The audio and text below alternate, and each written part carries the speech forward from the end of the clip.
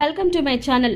అపర్ణ కోలుకోవడంతో కావ్య తప్పు లేదని తెలుసుకున్న రాజ్. అసలు ఇదంతా ఎలా జరిగిందో ఇప్పుడు తెలుసుకుందాం. ఈ వీడియోని చివరి వరకు స్కిప్ చేయకుండా చూసేయండి. ఇక వీడియోలోకి వెళ్తే గనక అపర్ణ ఇక ఖచ్చితంగా కోమాలో ఉంది సార్. ఆవిడ ఎప్పుడు కోమా నుంచి బయటకు వస్తుంది అనే విషయం మాకు కూడా తెలీదు అని డాక్టర్లు చెప్పడంతో ఇంటిలో 10 షాక్ అవుతారు. ఇక ఆ తర్వాత ఇంట్లో ఉన్న వాళ్ళందరూ కూడా ఇంటికి వెళ్ళిపోతారు. ఇక ఆ తర్వాత రాజు ఇంటికి వచ్చిన తర్వాత చాలా తిడతా ఉంటాడు. అసలు నువ్వు మనిషివే కాదు, అసలు నువ్వు ఆడదానివే, అంతకన్నా కాదు, మా అమ్మకి ఏదన్నా జరగాలి, నిన్ను నేను చూస్తూ అయితే ఊరుకోను అని చెప్పి కావ్యతో గొడవ పడుతూ ఉంటాడు. ఇక సుభాష్ కూడా ఒరే రాజ్ అలా అనకురా, కావ్య అంత బాధ్యత లేని మనిషి కాదురా అని చెప్పి చెప్పడానికి ట్రై చేసినా కూడా అసలుకి రాజ్ అయితే వినడు.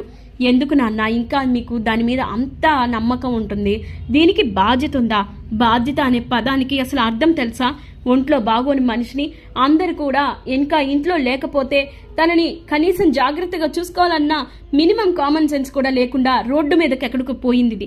దీన్ని ఇంకా ఏమనాలి అని అంటే, అది కాదండి, నా మాట వినండి, అత్తయ్య గారు వెళ్ళమంటేనే నేను వెళ్ళాను, మన కంపెనీకి నష్టం వస్తుందని, ఇంకా కంపెనీ పరువు పోతుందన్న ఉద్దేశంతోనే నేను వెళ్ళాను తప్ప అంతకు మించి వేరే ఇంకేమీ లేదండి అని చెప్పి చెప్పడానికి కావ్య ట్రై చేస్తున్నా కూడా రాజ్ తిడతాడు. మై ఫుట్, అసలు ఎంత నష్టం వస్తే నీకెందుకు, కంపెనీ దివాళా తీస్తే నీకెందుకు, నా తల్లి కన్నా నీకు ఆ కంపెనీ ఎక్కువైపోయిందా అని చెప్పి తిడుతూ ఉంటాడు. అది కాదండి, దయచేసి నా మాట వినండి అని అంటూ ఉంటే ఈ లోపు ఇంకా హాస్పిటల్ నుంచి ఫోన్ వస్తుంది రాజ్కి ఫోన్ వచ్చేసరికి ఒక్కసారిగా ఇంకా ఎగ్జైట్ అయిపోతూ ఉంటాడు. ఏంటి డాక్టర్ మీరు అనేది నిజంగానా, నేను ఇప్పుడే బయలుదేరి వస్తున్నాను అని చెప్పి అనేసరికి ఇంక ఇంట్లో వాళ్ళు కూడా బయలుదేరతారు. హాస్పిటల్ నుంచి ఫోన్ వచ్చింది, ఏమైందో ఏంటో అనేసి. ఇక ఇంటికి వెళ్తే ఇంకా హాస్పిటల్కి వెళ్తే అక్కడ డాక్టర్ ఏమో, మీ అమ్మగారికి ఏమైందో తెలియదు కానీ కోమాలో నుంచి బయటకు వచ్చారండి, మీ అమ్మగారిని ఆవిడ ప్రేమని మీరు పొందడానికే, అందుకే మిమ్మల్ని ఎంతో అర్థం చేసుకున్నాను కాబట్టే మీకు వెంటనే ఫోన్ చేశాను, వెళ్ళి మీ అమ్మగారిని చూడండి, ఆవిడకి స్పృహ వచ్చింది కూడా అని చెప్పి అనేసరికి రుద్రాని రాహుల్ షాక్లో ఉంటారు. ఇక ఆ తర్వాత కావ్య హ్యాపీగా ఫీల్ అవుతూ ఉంటుంది, అమ్మయ్య ఆవిడకి ఏం అవ్వలేదు అని చెప్పేసి. ఇంక ఇంట్లో వాళ్ళందరూ కూడా కొంచెం నార్మల్గా అవుతారు, పోన్లే అపర్ణ కళ్ళు తెరిచింది అని చెప్పేసి. ఇక ఆ తర్వాత రాజు అలాగే సుభాష్ ఇంకా అందరూ కూడా లోపలికి వెళ్తారు.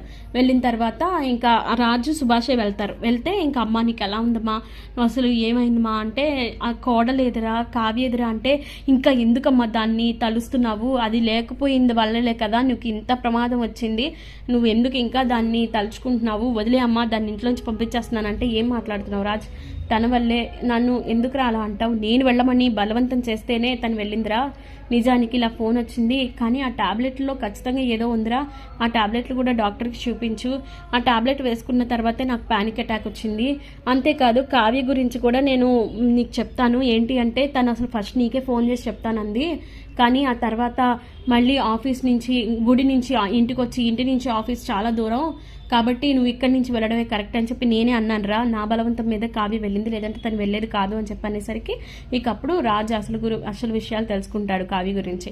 దాంతో ఇంకా కావ్యని క్షమించి ఇంకా హాస్పిటల్ లోపలికి తీసుకొస్తే ఇంకా హ్యాపీగా ఫీల్ అవుతూ ఉంటారు. ఇదంతా చూసిన రాహుల్ రుద్రాని షాక్లో ఉంటారు. ఇక రాబోయే కాలంలో ఖచ్చితంగా ఇలా అయితే జరిగిపోతుంది. ఇలాగే జరగాలనుకుంటే మాకు లైక్ చేయండి. మరిన్ని ఇలాంటి ఇంట్రెస్టింగ్ అప్డేట్స్ కోసం subscribe to our channel. Thank you.